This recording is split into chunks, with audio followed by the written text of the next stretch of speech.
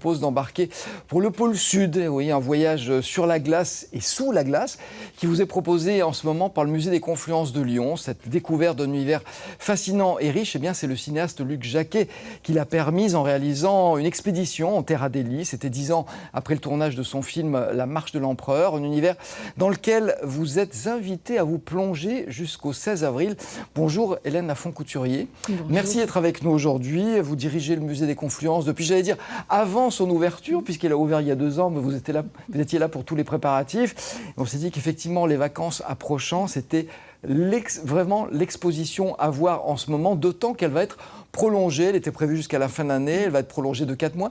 Je veux dire, elle est victime de son succès ? Elle est victime de son succès, effectivement. Mais c'est plus qu'une exposition, c'est presque une expédition que l'on propose au public. Et on se rend compte qu'effectivement, notre public est d'une grande mixité et que cette exposition répond aussi bien à l'enfant qu'à l'adulte et à l'élève et au professeur. Elle sensibilise aussi aux questions environnementales qui nous préoccupent ô combien. Et puis je pense que ces récits de voyage, de découverte, d'exploration, en fait aussi participent à la construction d'un imaginaire ô combien essentiel. Alors c'est une vraie immersion, on en voit les images magnifiques en ce moment. Et justement, il y a une chose qui est intéressante, c'est qu'avant de voir ces images, avant de plonger sous la glace et de glisser sur la glace, le public passe par un sas et qui est important, en fait c'est le vestiaire. C'est le vestiaire. C'est-à-dire qu'effectivement, vous savez, au musée, nous avons de grands espaces liants, c'est le terme de l'architecte, qui desservent les salles d'exposition. Et lorsqu'on rentre dans l'espace d'Antarctica, on est plongé sur la base du mont d'Urville, que l'on a reconstitué, l'espace de vie des différents protagonistes. Et effectivement, vous avez à la fois une présentation de Luc Jacquet, de Balesta et de Vincent Munier. Et puis, effectivement, le costume de plongée. Enfin, voilà, vous êtes dans un univers, on a vraiment l'impression, il y a presque une odeur d'ailleurs qui est liée aux objets qui sont présentés dans cet espace. Et ensuite, vous partez sur les traces de Laurent Balesta sur la banquise avant de plonger.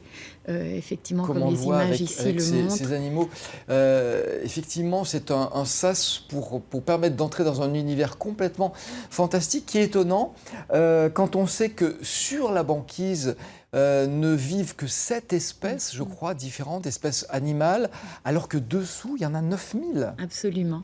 Et effectivement, lorsqu'on suit Balesta au début de l'exposition, on a accès à 3 black box dans lesquels vous pouvez mesurer la diversité des formes de vie sous la banquise avec des créatures incroyablement belles et fantastiques. On peut dire que c'est un travail à la fois scientifique et esthétique qui a été fait par Luc Jacquet et son équipe. Oui, il ne faut pas oublier que Luc Jacquet a une formation de biologiste à la base. Donc il a aussi ce regard scientifique et ce regard effectivement esthétique. Oui. Alors c'est vrai que c'est un froid énorme. On en parlait à propos du vestiaire. On peut là imaginer toutes les difficultés de survie pour les humains par des conditions climatiques comme celle-là. C'est vrai que la vie est néanmoins plus forte que tout. On a des températures extrêmes. On a des températures extrêmes et lorsqu'on commence à rentrer dans l'exposition, on a fait ce parallèle entre Laurent Balesta qui met 5 heures pour enfiler sa combinaison de plongée, tellement le froid est là et les mouvements sont lents, alors qu'effectivement les espèces qui vivent sur la banquise, notamment les manchots, plongent avec une aisance incroyable. Ouais. Donc de très très belles images qui ont été tournées donc par Luc Jacquet et son équipe, il faut le dire, toujours il n'était pas seul, il y a de grands professionnels qui l'accompagnent. Je crois qu'il a tourné pendant 45 jours, c'est ça ? Oui.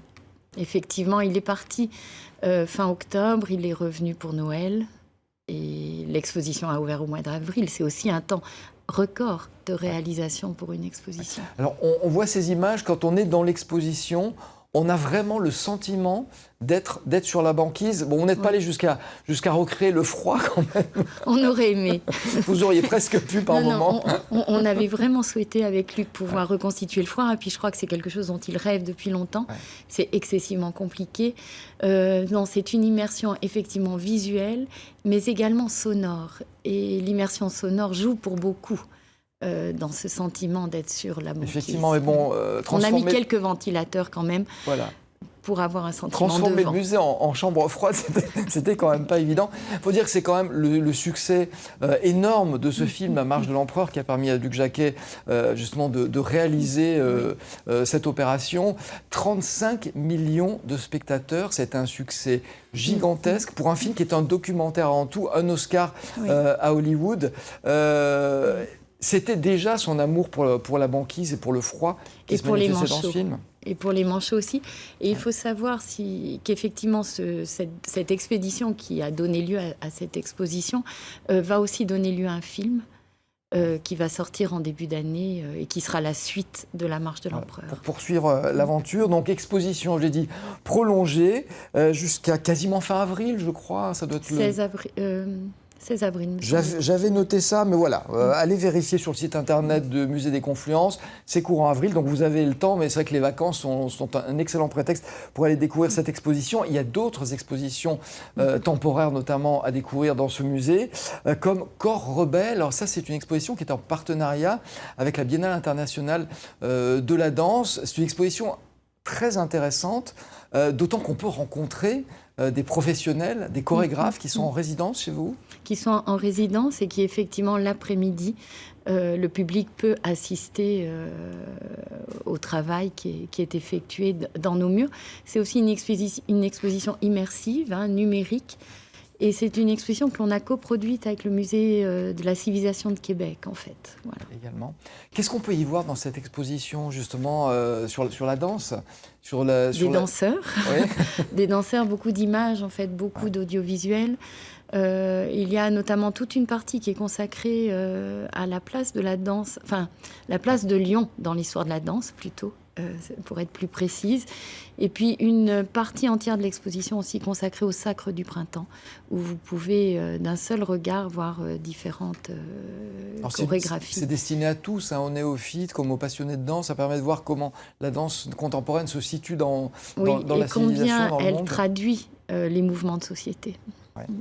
On en voit quelques images ici même. Alors ça, c'est une exposition qui est proposée, elle est temporaire, proposée jusqu'au 5 mars. On va dire aussi un mot quand même de À vos pieds. Ça, c'est une exposition qui est proposée, elle, jusqu'au 30 avril, aux pieds, aux chaussures, donc. Oui, en fait, le musée, on le voit ici, là, c'est le vestiaire dans l'exposition. Le musée conserve une collection de chaussures réellement importante, dont ces chaussures chinoises pour pieds bandés, là, qui viennent de passer à l'écran. Et vous savez, la chaussure finalement révèle beaucoup de celui ou de celle qui la porte. Et donc, ce sont des histoires sous forme d'approche thématique que cette exposition présente. Et cette exposition ensuite ira à Romans, au Musée international de la chaussure, qui nous a prêté un certain nombre de chaussures. Voilà, de ces pièces, un musée extrêmement riche, il faut le dire, musée de la chaussure de Romans, qui a des trésors, donc certains peuvent être vus à Lyon en ce moment, donc profitez-en.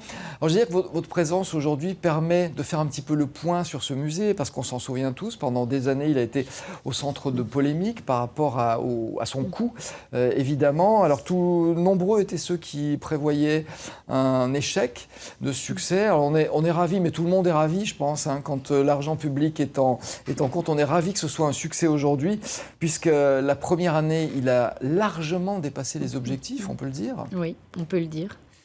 Oui, puisque la première année, on a enregistré 880 000 visiteurs. Alors qu'effectivement, on avait estimé 500 000 ce qui est en soi une superbe quasiment un présentation. doublement des objectifs. Donc ça, effectivement, c'était un premier succès. Et on le sait, un musée, quand il ouvre, il attire beaucoup de monde. Il y a l'effet curiosité. La deuxième année, c'est plus difficile de maintenir une même fréquentation. En général, je crois qu'on calcule qu'il y a une perte de 30%. De 30 à 40%, et notamment si on se réfère aux derniers musées qui ont ouvert.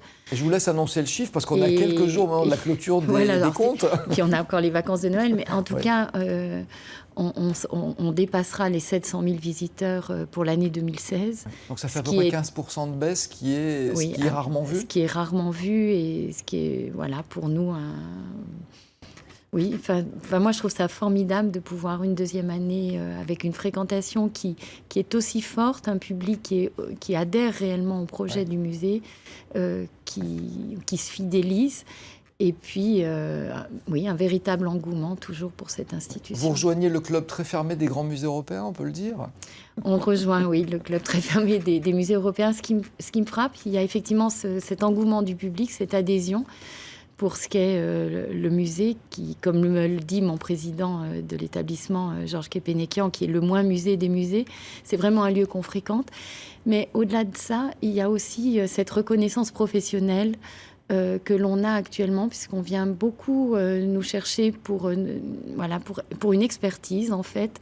Je crois que cette construction du parcours permanent par l'interdisciplinarité, cette mixité des collections que l'on a finalement utilisées et mises en scène dans le parcours, aujourd'hui interpelle, et c'est ainsi qu'on a été sollicité par Genève, par Leipzig. Vendredi dernier, on recevait l'équipe du musée de la Cité interdite de Pékin. Enfin, voilà, on se rend compte aujourd'hui, on vient nous voir pour nous interroger, pour nous consulter, pour nous demander d'intégrer des groupes de travail, pour réécrire des projets. Et ça, c'est aussi une très belle reconnaissance. Oui, très belle récompense du travail qui a été fait et qui continue à être fait. On voulait dévoiler ne serait-ce que le thème de votre prochaine exposition phare qui va débuter le 15 avril. Justement, je pense que l'exposition Antarctica doit se terminer juste avant et celle-ci doit la remplacer. Donc ça doit être mi-avril aussi. Le 15 avril, c'est une exposition qui s'appelle Vénénum. Je vous laisse dévoiler le thème. Vénénum, un monde empoisonné. En fait, c'est une exposition qui est consacrée à l'histoire des poisons. C'est un magnifique sujet. Et c'est une exposition qui vise à décrire les différents rôles joués par le poison dans l'histoire, dans la culture, dans la médecine, dans la criminologie, dans la science, mais aussi la religion. Et c'est aussi une exposition complètement interdisciplinaire qui mêlera des tableaux, des sculptures, donc collections Beaux-Arts, avec des collections historiques, des collections ethno, mais aussi des collections de sciences naturelles. Il y aura notamment des espèces vivantes. Je pense que c'est une exposition complètement confluence sur un sujet magnifique.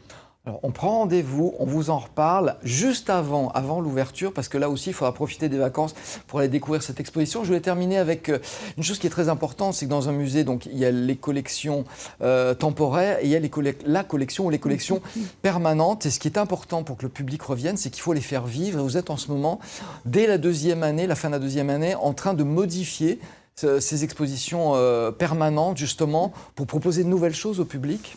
Oui, en fait, le parcours permanent, et ça, je trouve c'est important de le rappeler, c'est l'identité d'une institution.